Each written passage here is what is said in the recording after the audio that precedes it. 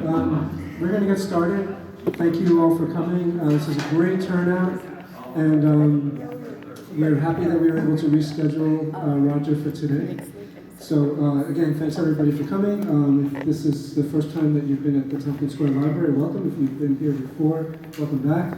And I'm Jeff Katz. I work here as the Adult Services Librarian. And this, as many of you know, is an ongoing series that we're going to be having for at least 1 year. I think this is the 5th or 6th one that we've done. About the 5th, yeah. And so it's the East Village in Music and Words.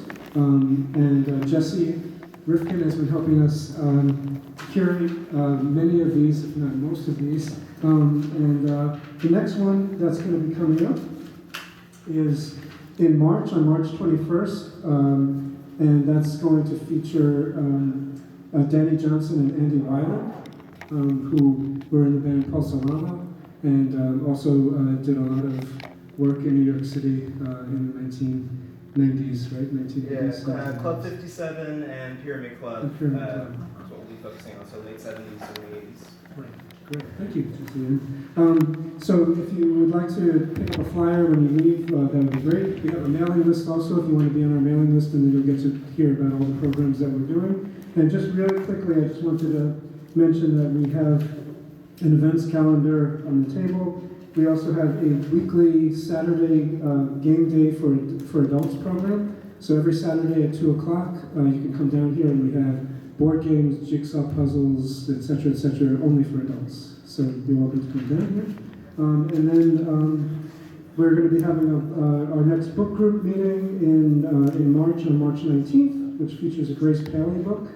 And there's also going to be 2 poetry events in March, including this one on March 23rd, which is called the Silvertongue Devils Reunion Reading.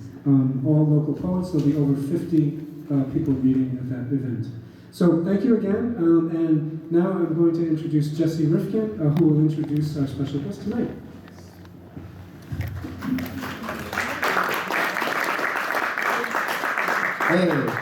Hey everybody. Yeah, it is such an honor to have Roger Manning here this evening, who is setting up still this incredible display of artifacts in the back. But we're going to be talking about the early years of anti-folk in New York City. Anti-folk being a decades and decades long ongoing community. But Roger? Yeah, you want to do it? Sweet. Roger Manning, everybody.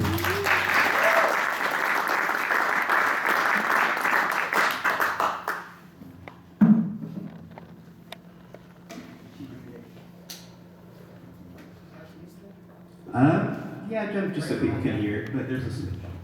Breaker one night. Cool. Yeah, so we can jump in, I guess, if you're... Yeah. Just start without me, it's all right. Well, yeah, so I kind of want to get a sense when you moved to the city, to kind of what you found when you arrived in terms of folk music or in terms of things that you were looking to plug yourself into.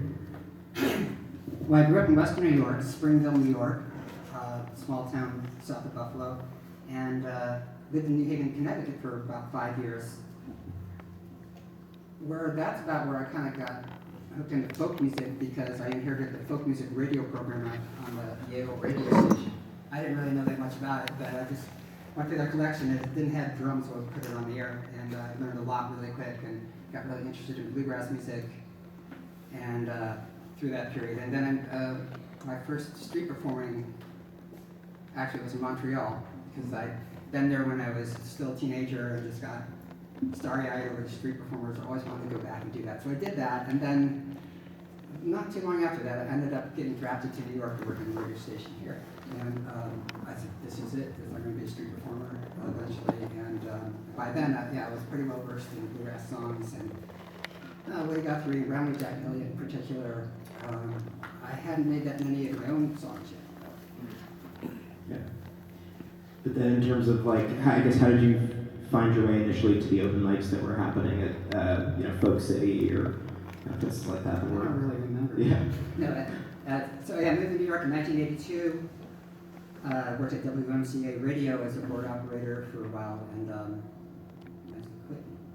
Just sang in the streets a lot, and I guess I was singing Washington Square Park, and one thing led to another, and I found out about the open mics at the Speakeasy at Diggle Street and Coke City around the corner, and it was pretty cool. I still wasn't doing that many original songs yet, but then. You start meeting other performers and just, getting into that community. And a couple of them caught my ear. One was Kurt Kelly, because most of the performers there were more like singer-songwriters, kind of like suburban kind of feel. Very good performers. They graduated from college with integrity, and it wasn't that interesting to me, but they were really good. But then here's Kurt Kelly with this Irish traditional vein in his songs that kind of really turned me on. And then there's this guy at Latch comes in with a keyboard, and everybody's like, and he was kind of rejected. And eventually he got a guitar. Actually, I showed him his first G chord. He was living on the Diggle Street. And so, I found more acceptance in that scene than say Latch did, or some others that were more punk. This guy Billy Syndrome shows up. Oh my gosh. I got to kill chicken by Tuesday. It's just really awesome on the stage at Folk City. You can see, as you can see back there in the show and tell, we have like early recordings from a lot of people that we're talking about. Cindy Lee Berryhill comes into town, immediately befriends Kirk and Latch, and there's this sort of, I don't know, more fun kind of more hit kind of element seems to be emerging.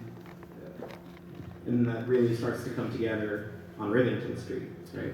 Well, yeah, there was this thing called the New York City Folk Festival downtown every year. And then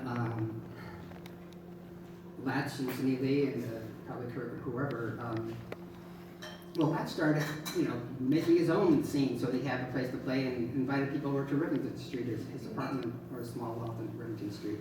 And I think it might have been a year or two later where, I don't remember the exact sequence. Maybe I should reread your chapter. But they were going to have the New York City Anti-Folk Festival. So the first time I heard anti-folk, the term was, it wasn't anti-folk music, it was the Anti-Folk Festival. It's a festival, so you shorten that to anti-folk. And that's how I remember that coming around. And, the people that didn't feel so accepted in the West Village would be, everybody was just welcome at the fort. I mean, Enamel the Camel. John the Communist, was it? Yes. Yes. Wasn't John, was it? George. John didn't sing. Yeah. Anyway, so it was like Kristen Johnson, who eventually came up with Exposure zine, which sort of tied our scene together. Just loved it when I said, well, we're like the island of misfit toys. We can't tune our guitars or anything else, but we're endearing. It's actually funny, almost like across any number of scenes, any number of people that I've interviewed, the island of misfit toys keeps coming back as a reference every single yeah. But part of, I think, what's so interesting about that early anti-folk, those early years at the fort, is that it seems like the doors are wide open from day one. There's noise bands that are part of it. There's poetry. There's hip hop is at least being. Yeah, over in the show and tell, I have Public Enemy and Ice-T were two of our early influences. Before NWA, of course, then the rest is history. But and Missing Foundation, we had members. So many of these entities in the room. It's so great to be with you. And at any time, please jump in and say things. But Missing Foundation, first tape is over there as well. I remember, actually, the first time I saw them, they saw me play at the fort. Pete Missing comes up and says, hey, do you want to open for our band? We're playing here next week. I go, yeah, okay. So I get up there, I do what I was doing at the time, and people were like slam dancing to like the Sicilian train blues and shit. Really? And then Missing Foundation comes on and lights the drums on fire and the flames are licking the ceiling. And go, okay. The fort, either you know it or you don't. That's a. Is there a moment in your mind that sort of where the community starts to crystallize, or where you realize that it's this thing that exists outside of the larger folk scene or the larger punk scene? I don't know. Anybody else have regarding that, or ABC No Rio, Matthew Ford, something like that's the answer? I that? mean, Everybody together. people talk about the fort, and the fort was definitely important to me and so many people that it was ABC No Rio that actually was more of a drive, was the strongest driving force for myself personally. And what it was, Latch had is, the fort on Rivington Street, and then Matthew Courtney, this guy comes over one night and says, hey, we're doing open mics on Sunday right across the street. And so then that turned into like every weekend, Friday, Saturday at Latches or at the fort, and then Sunday open mouth at ABC No Rio. And that was like, it expanded, that's a big part of how things got more diverse and better mixture, because most of the people at the fort were playing music. And then at ABC No Rio, I saw my first performance art ever. And then the people were hanging on these little postcards that said Danceteria, and the Rio went over there afterwards. Well, saw Karen Finley shoving food up her body. Actually, I got to play a show with Karen Finley and the Beastie Boys at Danceteria one time. It was pretty cool. Was it no Is there a attendance? tape? No Entiendes, how am Is I? there a tape? Is there a tape? I don't know. I just remember walking in, that's the thing, you see, it's like, you're coming from all this folky stuff, and it didn't occur to me so much initially until I saw Cindy Lee Berryhill play at the Pyramid Club, and the Washington Squares playing at all these other places that, wait a minute, you can play anywhere if you got the gumption. And I went in to audition for Harry Montauk, and he goes, okay, play loud, no problem. I could just go on and on, I guess that's why. Yeah, no, please. And the Beastie Boys, were they like? They were doing their blues band. Right, that's what I thought. And it's funny, before there was on Sullivan Street at Gene Caffeine's apartment, they're having like a pre-show meal. And I go in there, and I go, the Beastie Boys. I'm laughing, and I go, wait a minute, that is the Beastie Boys. And then we all went and performed later. Pulsorama. Wait, what was the event that's coming up? Was that? Pulsalama. Yeah. Boom.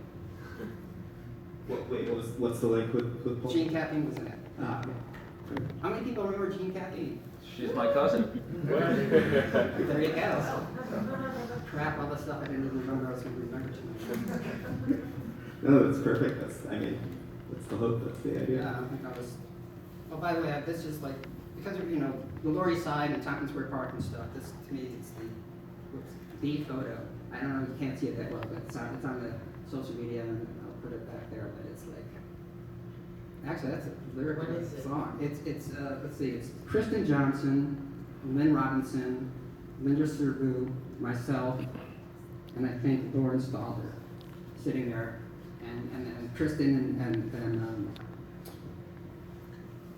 and Lynn are giving me shit for hanging out with Linda because they think she was very cool. She was extremely cool.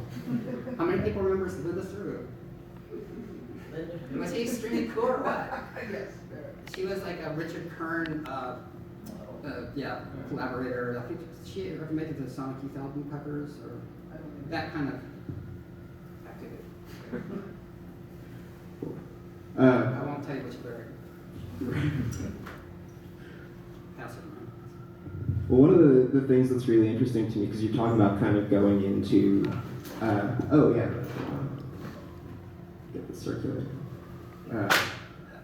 One of the things that's really interesting to me is you're talking about going into Danceteria or going into Pyramid Club, but even as people in the community start to kind of play shows, play out in clubs, the open mics remain very central to the experience of the scene. It's almost as though they're, on the same level, at least how it seemed. Well, that's how good the ABC No Real mic was for sure, because it was such a happening. The lyric in the Roger Manning song, I'm going to quote myself a lot because that's what I do. I even quote myself about quoting myself. I'm always, life is like a musical. I'm always jumping in the song on the spot. But Sunday go to meeting at Bohemia Central, ABC No Real. Actually, that comes from David Chelsea, great graphic artist, comic artist, answers the phone one night at ABC No Rio while we're waiting for things to happen at Bohemia Central. So thank you, David, for that part of it there. But yeah, I mean, so in terms of your experience of it, in terms of playing shows, but also in terms of busking and in terms of going to these open mics, I don't know, did they feel like distinct experiences, or was it all just kind of part of the same thing, part of the same scene, part of the same? Well, those open mics often are, especially with the Fort. It's kind of like the farm team kind of thing where you play enough open mics and Letch gives you a gig kind of thing.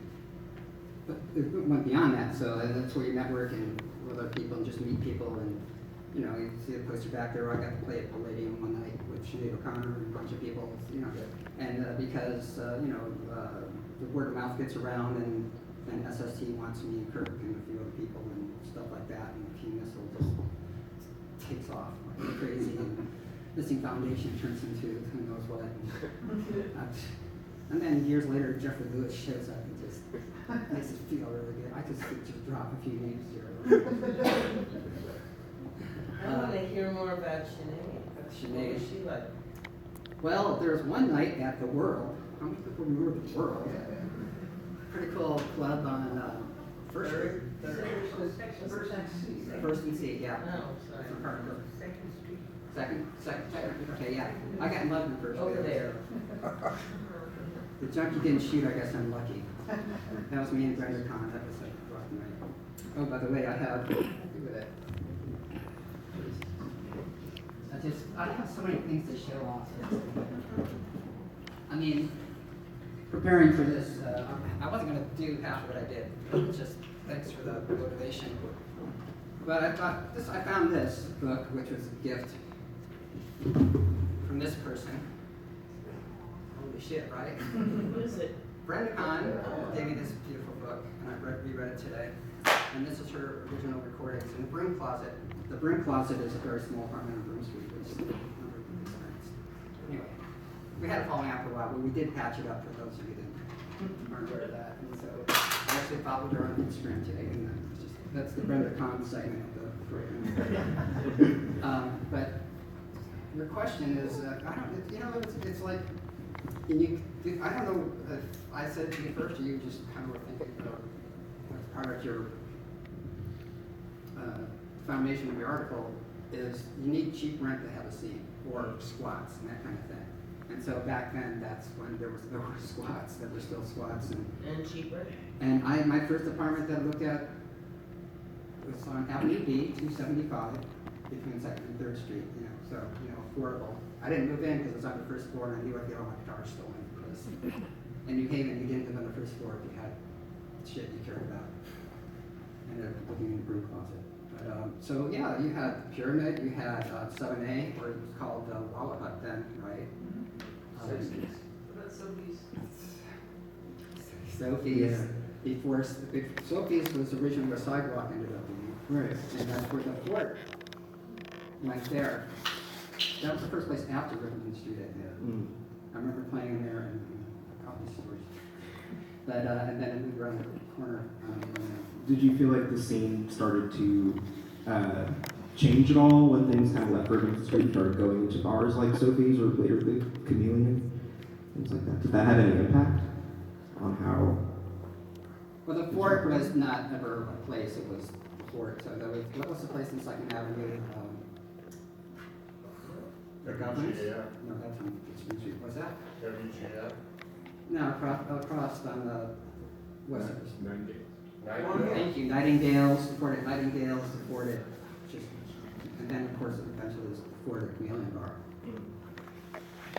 But it just felt exactly the same kind of wherever it was. I don't remember. There's so many other people in the room that could. Well, ABC No Rio, you could bring your own boots. Yeah. When it was, you know, so people that really had it, like 40 ounces. I think what was happening. That's what was happening. And then by the time it moved to Sophie's, people had to pay for the drinks, so I don't think it was quite as reckless that way. It was And you couldn't shoot up in the back. Did they have the lights in the bathroom, or? That's right. And then there was CBGB's 313, CBGB's gallery was a thing too, which was, It was sort of like the acoustic-y side venue. yeah, or small, I remember seeing World Trucks there. Jennifer used to work there, and that was a good place to play, right? And I had the highest selling cassette for a while. What about sidewalks? Well, that's so later. So, yeah, we're Oh, sorry. sort of, No, we go into the 90s over here, so it's yeah, I sort of establish, I guess, a chronology for anybody here that is unaware. So things kind of start to come together initially at the Ford at Latches apartment on Rivington Street.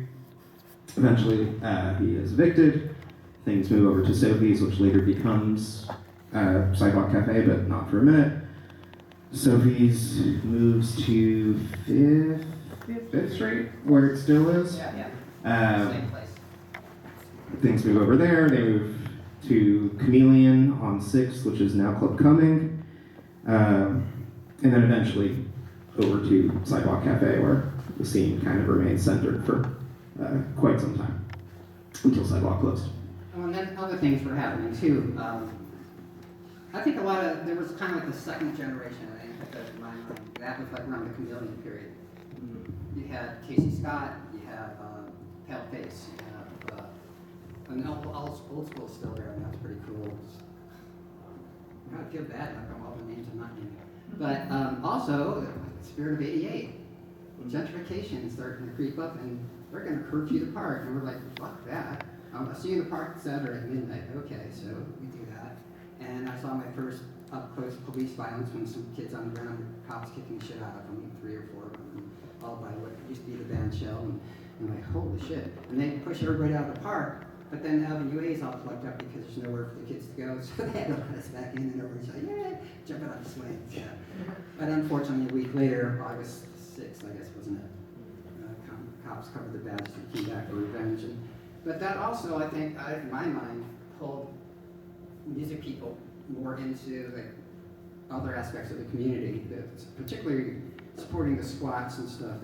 I mean, ABC No Real was a squat to begin with, so there's the whole thing of land use and you know community and stuff, right? So do you mean people that there was more activism going on, that people started to be more involved in what was happening outside of the music community, or at sort of, what do you... I'm just remembering a lot of shows at squats, and remember playing... Protests. Yeah. We sang a lot. Yeah. Demos.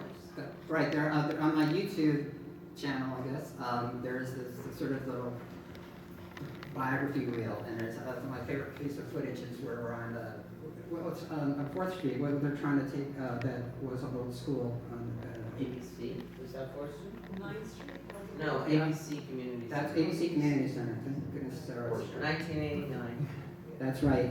And they were trying to take this building, turn it into a community center, and of course, city wasn't going to have that, and there was all this activity, and well, witchcraft right around them. But anyway, there's the footages where we're on the barricades, and I'm playing the Woody Guthrie song. So, one side, the sign said private property, the other one didn't say nothing, and the purpose. Yeah, that's why we took it, Right, I know what you're saying. Yeah, I get it.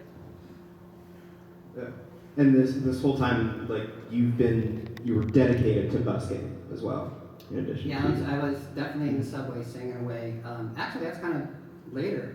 All this came at. As some people know, in 1985, I was in court with this New York Civil Liberties Union who won my case that made subway singing legal in New York, technically. So that's how I remember that was when that was and all this stuff. Yeah. What was the argument there? That although the subway area is technically private, it's MTA.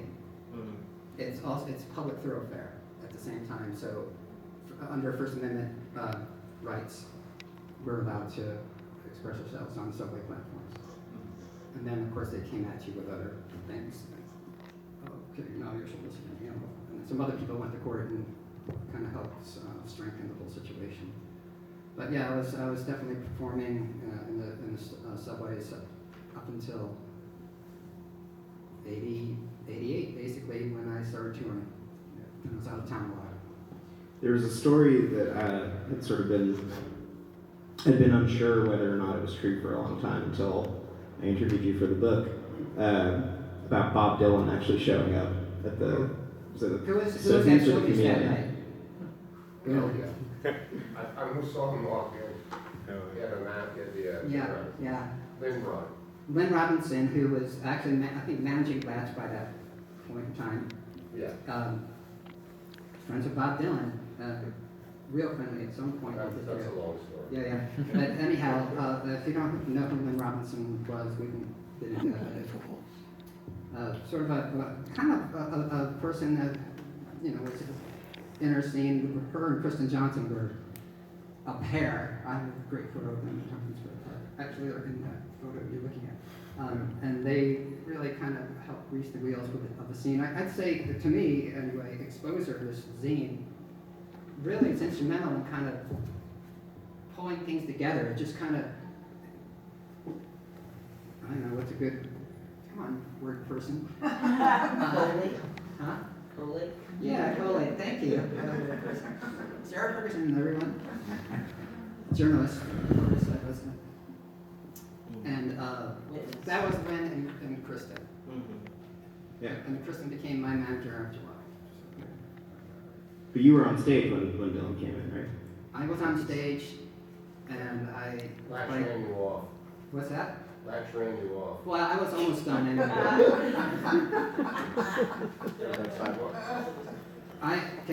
You don't remember what song I was playing, I suppose, now. Uncle Pen by Dylan Rowe. I had imagined, well, if Dylan ever showed up, what song would I want to be playing? And that wasn't it. It's not even my own song.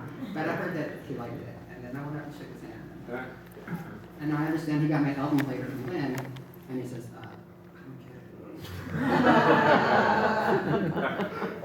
He wasn't complimentary no, about the whole scene, no, but that's still. that's okay.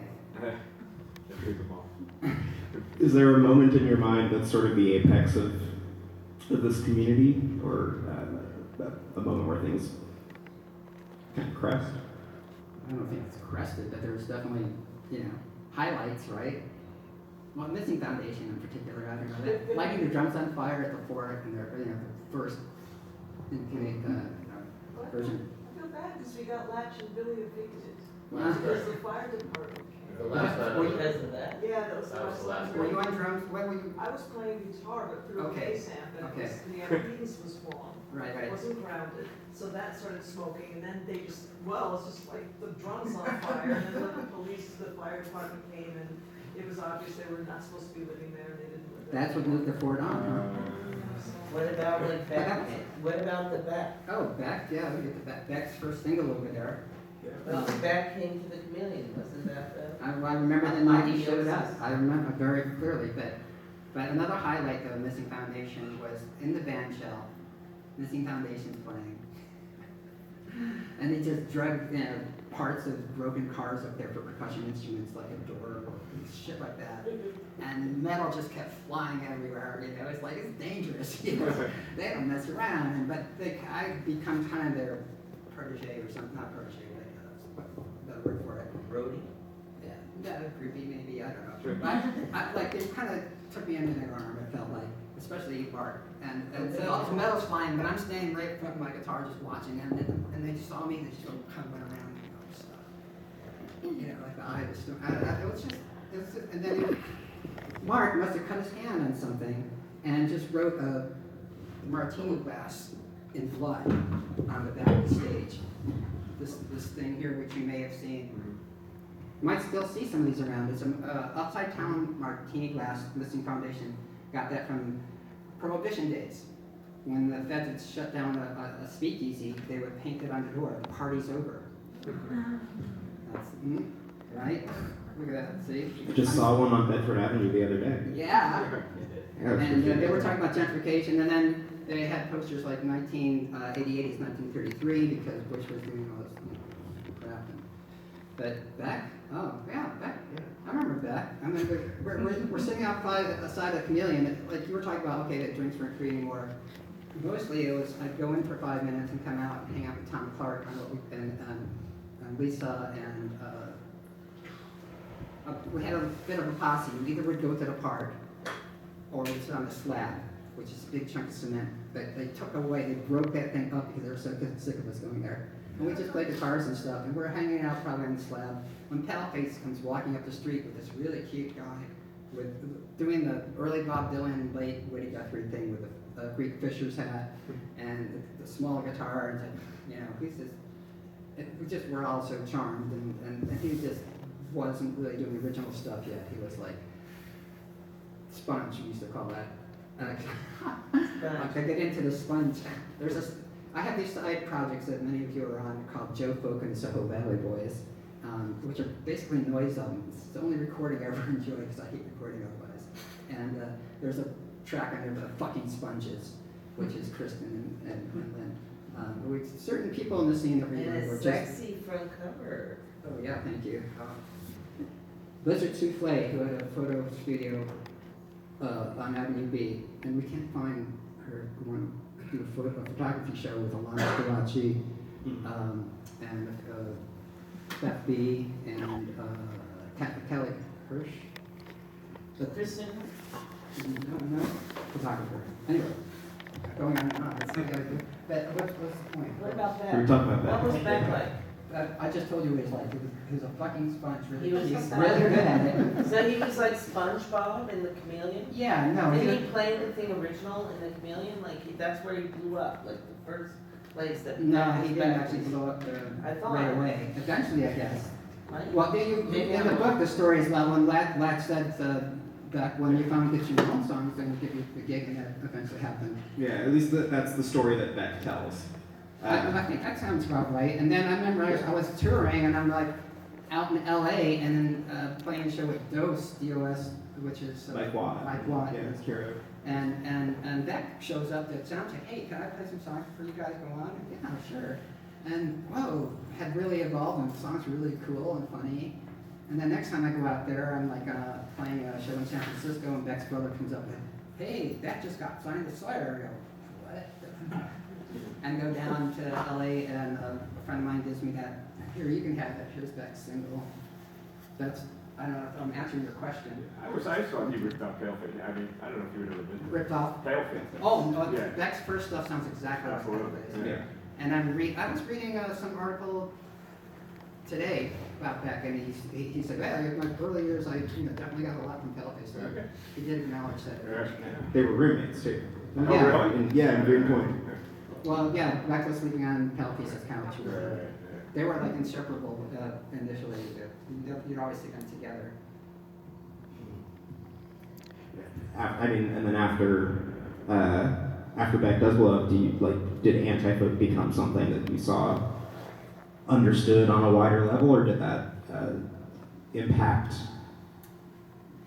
I your mean, experience? I don't know. Well, you know, it's like all the way through the 90s, I was pretty much touring the whole U.S. twice a year, so I wasn't really in town so much. And other people were materializing at the Sidewalk Cafe, and I wasn't crazy about the space. It felt kind of claustrophobic to me, and that drink minimums, and it just kind of rubbed me the wrong way, because in the early days in West Village, but we were always trying to avoid drink minimums, and we'd kind of hang out up here so we wouldn't have to sit at a table at dinner. So I wasn't around that much, so I don't know, but it reminded me of this. It's like when I first started touring, I'd see the posters, and it's, oh, folk musician Roger Manning, yada yada, so that's never going to do. I mean, by then I was kind of, says in the little video bio, oh, tell us about Anti-Folks. Oh, Anti-Folks been dead for a couple of years. I'm like, whatever. And so I said, no, I'm going to exploit that marketing term. And so all my posters after the first tour said Anti-Folks on them. So that's what kind of got it the term nationally, was the sort of pollinating of things in that respect. And then, anybody else have an answer to that question? You know, after Beck, Well, There's- Michelle was before that. yeah. Well, we have Michelle's autographed album back there. You didn't tell us some stuff. Oh my gosh, Michelle slept at the broom closet one night. She took me to see the Bad Brains, and came over and crashed on the floor, and we did some jamming in the park. But in the shell shop? Michelle Schock. We were, we connected partially because we both play traditional kind of fiddle tunes. And we got some just real good fiddle player and then one player. And would yell at me because my waltz tune is terrible. This is already sort of turned conversational, but does anybody have any questions that they want to jump in and ask? Can sort of open it up. Do they know? Anybody? Yeah? No? Do you have like an all-time best memory, or like a best open mic night, or best scene thing, or maybe a couple things? Or like something that blew you away, that kind of discovery. Yeah. Say it again? Like something that blew you away, you discovered for the first time, just seeing him in the room, kind of. What I was mentioning before about being at ABC No Real, like a lot of first, like I said, my first performance art, I mean, these two women just are smearing themselves with shaving cream. I can't remember what they did, but it was like, what the fuck, this is awesome. And then, I'd never been to a dance club before, so I went to, like I said, Danceteria after that. And then we used to go there or Palladium a lot, and I don't know, I'm thinking of, how about you, Jeffrey? Well, sure. I mean, everybody could come up with it. There were just things that were so, where there would just be almost nobody in the room. You just walk in because it was free to get in, and there's maybe like one person or two people in there, and somebody on stage is just doing something crazy that's completely uncommercial and totally amazing, and there's no way they would find any other place to possibly get a gig. That was one thing that I could probably list a whole, I don't even remember a lot of the names of who those people would have been. Oh, Sarah Hauser. Sarah Hauser was this little skinny woman, and she'd get up and she would bring the big boom box and she'd just play this track she recorded at home, and she'd be rapping and doing dance The moves. Girl Scouts, what's her name? Yeah, and it was just so, and she was so great. I really admired her. She's around. She works with animals and cats and stuff. Yeah, she's a Oh, cat. yeah, I think I'm friends with her. Reiki, Well, Reiki Jack for cats. and Paula and the bad actors. Oh my God. Like they- Winchester Chimes. Oh my God, where's he? I mean, ABC, so that's the thing. Many nights at ABC No Real were what you're talking about. I mean, many nights there just blow me away. And you get, when I would make up songs, I found a good device was to imagine who I'm singing it to. And that's who I would make the songs for, imagining that that crowd of people, many of the names that they're hearing right now. And then later on, ABC No Real kind of had to discontinue, and then it was Gargoyle and Mechanique on Avenue B. It was pretty good too. It wasn't quite the same, but it was pretty awesome as well. Where am I going to be?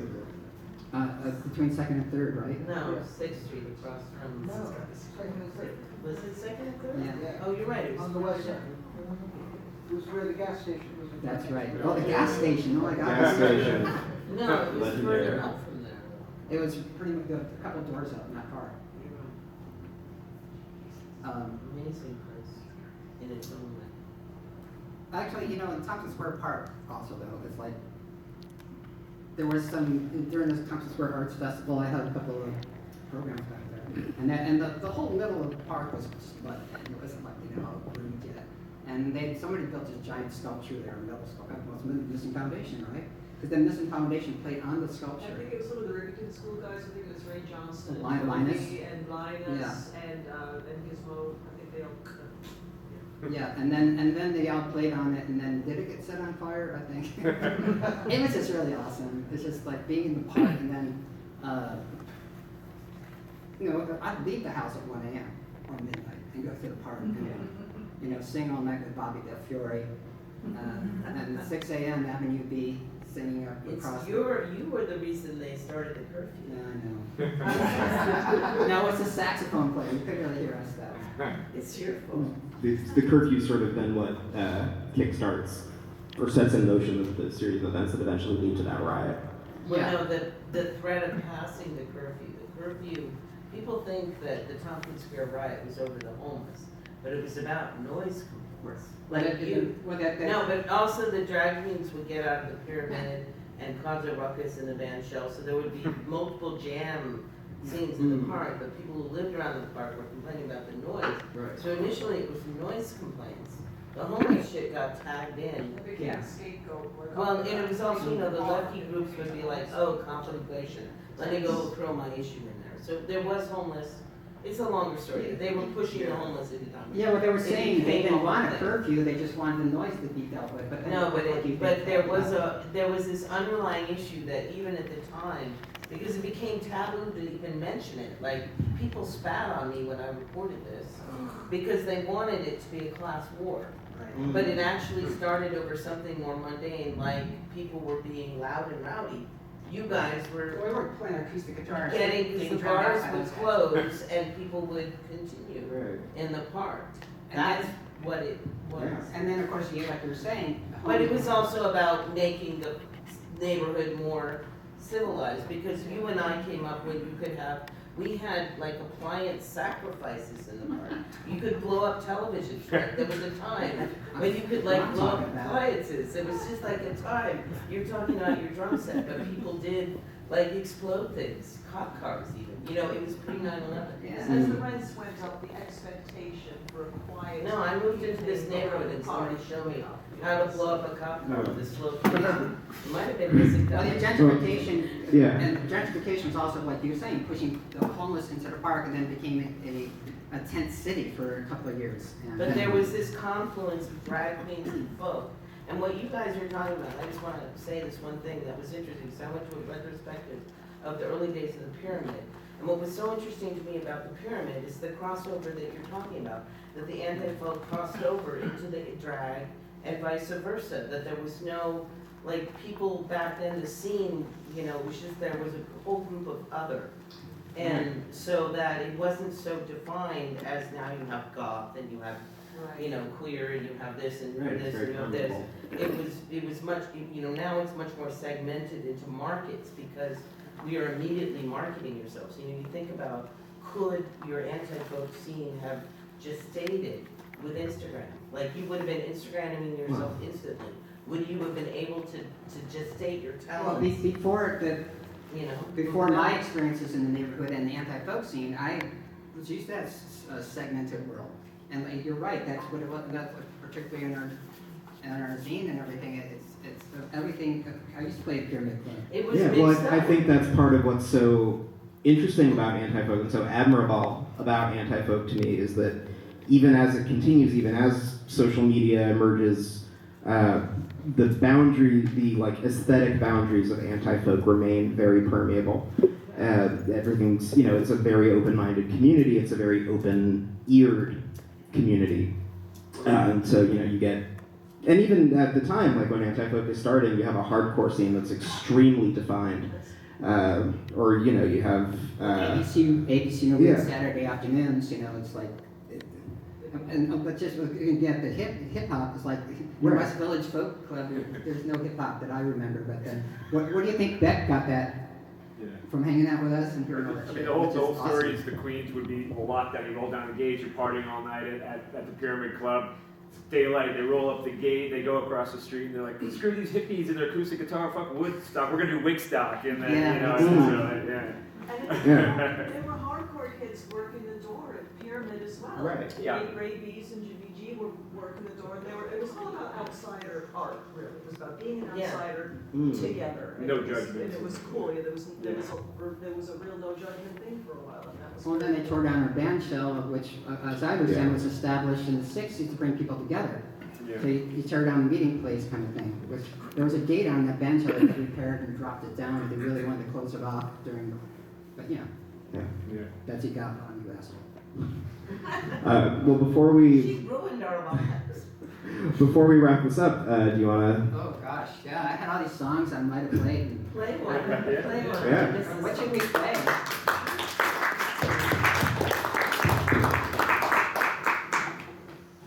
Oh, I had this thing is here for a reason. This is an album by the Johnson Mountain Boys, bluegrass band. Oh my God, this is awesome. Whatever. The story is this photo is taken at the Lone Star Cafe, and the whole anti-folk crew is right all out of the frame. And so the thing was that I was a bluegrass nut in our scene, and we always like checked out each other's taste and stuff. And so I said, look, the Johnson Mountain Boys, the best bluegrass band right now. You gotta go see them. So Latch was there. Were you there? Yeah. You were there. And this is how I remember it. We're all it's a very small space there. So there's the bar and there's the stage. So we're all kind of like right there, right. Or right. You'd probably see us if you had food or stuff. And so they come out, and here's the Anti-Folk Crew just kind of looking, and they hit their first song, and the jaws just drop like this, because the wall of harmony. Holy shit, we should put this on. But that's one of my favorite. That answered your question as to one of my moments. Because Back when? Huh? Back Kennedy? Oh, is Well, that wasn't right. This is is there. feedback, I think. Yeah. The point being kind of the mixture of things. It's like, okay, none of these people are necessarily bluegrass nuts yet, or country music maybe, but they totally were, whatever, they got into it. We should just play a bluegrass song. Play one. Oh, by the way, I just made these up, they even have QR codes on. If you want, my website, there's some back here, I got some. And there's some of them, one of the CDs back there, if you got $10, I'll give you one. Or whatever. It's on Bandcamp soon. Where do we play? Hurley Blues. Oh God, okay. Got bird chirping. Really Blues. See how many folk song references? This is like a folk song, kinda. Not really though, is it? Oh, I can't remember the name of your songs. I What? know what I mean. My songs don't have names. That's a running joke. They all have something. They have lyrics or the other numbers. thing You have a is. lot of numbers. I got that. That's one thing I got from Dylan is that he like had. That's not a blues song. Subterranean river of like,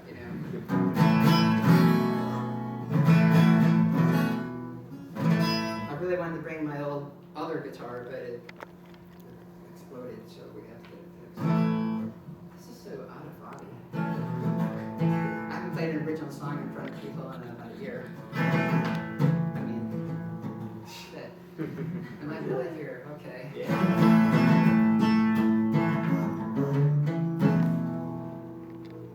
I want to do an annotated thing on the web that explains all the shit. What's his name? Jack Kerouac's in here. Thomas Wolfe is in here. Who wrote The Darkest Dungeon? Earl Travis. Joan Baez is in here. Brenda Kahn's in here. I'm in here.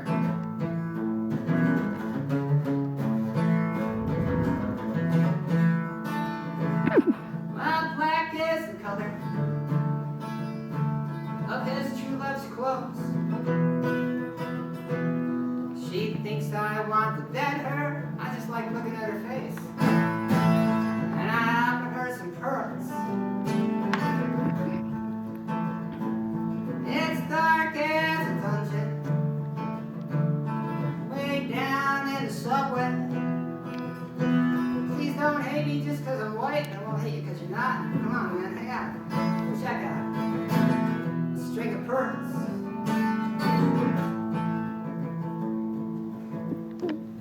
In this sad folk singer night, I almost caught myself wearing my tears like a badge. Instead, I fix my broken strings and thread them through your lives as you make your way back up to the street, surrounded by a million bricks that point in every direction across the continent.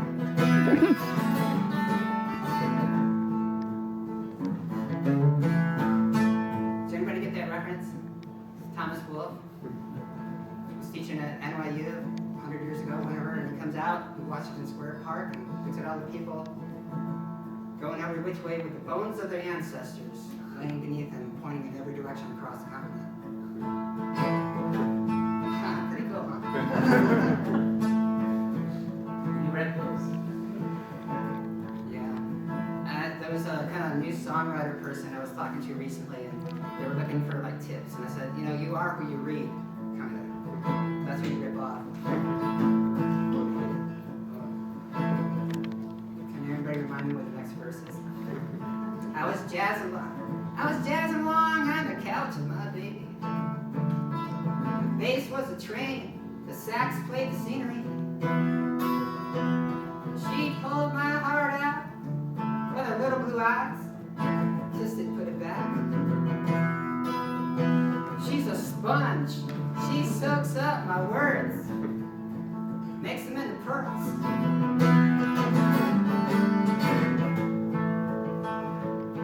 Well, the world is mine because I'm poor.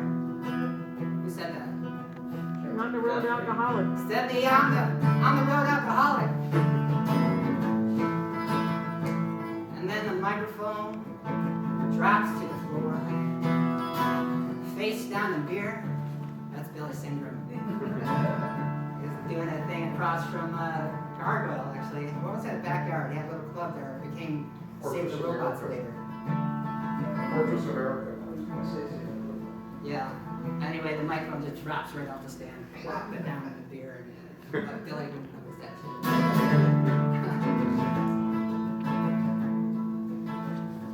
Oh, well, God, I shouldn't do this now. I don't remember the next one. The world is mine because I'm poor. Said that I'm the road alcoholic.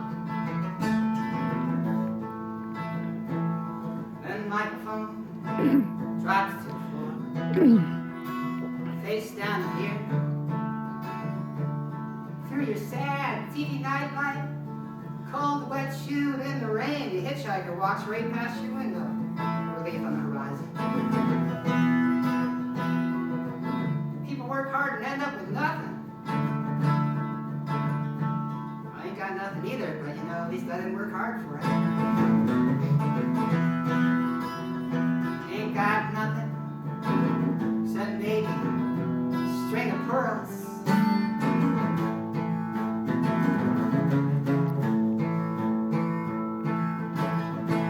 Well, in Amsterdam, I slept next to a library in the bushes, sang in the streets, and cheated on bus tickets. Never saw Michelle Schacht around, but I hear she was up early in that town. Who knows that song? It's 5 a.m. in Amsterdam. This is how I know. Well, back in New York, dead in the water. Had to go diving for pearls. Yeah, Combat Rock was blasting. That was at Cafe Bustelo one day. Now you be. Heather, I almost forgot to tell Heather this was happening tonight. Heather Woodbury had me booking a series there we called it Fresh Ground. And then after the show, somebody put on Combat Rock by the class, and everybody started going crazy and throwing chairs and shit. I was worried a little bit about the artwork. And everybody knew the words. It had to be a folk song, right? That's the definition. Then when PAL came out with a song, then I stole this next phrase from it, kinda. Yeah, but this is not a folk song. But this is not a folk song. This is not a folk song, no. It's just a string of pearls.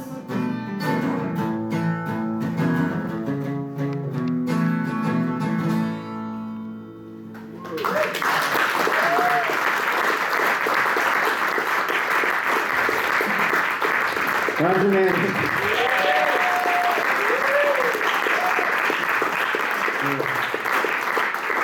Roger, thank you so much for coming and doing this tonight. Thank you, Jesse. Thank you for your book. It's actually really good. And you know what you do, right? It's got a good book. Yeah, I got some books back there. I'll be selling them if anybody wants one. Roger has some CDs, and there's, of course, this extraordinary display of artifacts that you should all check out. Yeah, thanks to Tompkins Square Park. Thanks to the library for having us. Thanks to you all for coming, and we'll see you next month. If you, yeah. One more thing, as many of you know, I am involved in a lawsuit to overturn the shitty rezoning on Governor's Island. We had a very discouraging day in court last week, but we're waiting on that decision. In any case, there's a lot going on there, and I have flyers. I'll put them on the table. Please sign up to email this. Are they building it? Not yet. It's a long story. Yeah, it's a long story, we'll talk to Who you would at, have thought you would be really concerned? It's gonna destroy the fire. yeah. No, I understand. The climate center is Thanks for only. coming. This is the next chapter of what retired folkies go on. Retired nothing. Well, are you still touring? I'm ready, oh, I'm ready to play this. Okay, now, Don't count that. I'm happy if you are. Yes, no, but you're right, it's like, you're very right. Because I lived in 7th Street. My first moved here in I love it. I mean, it's a whole family stuff.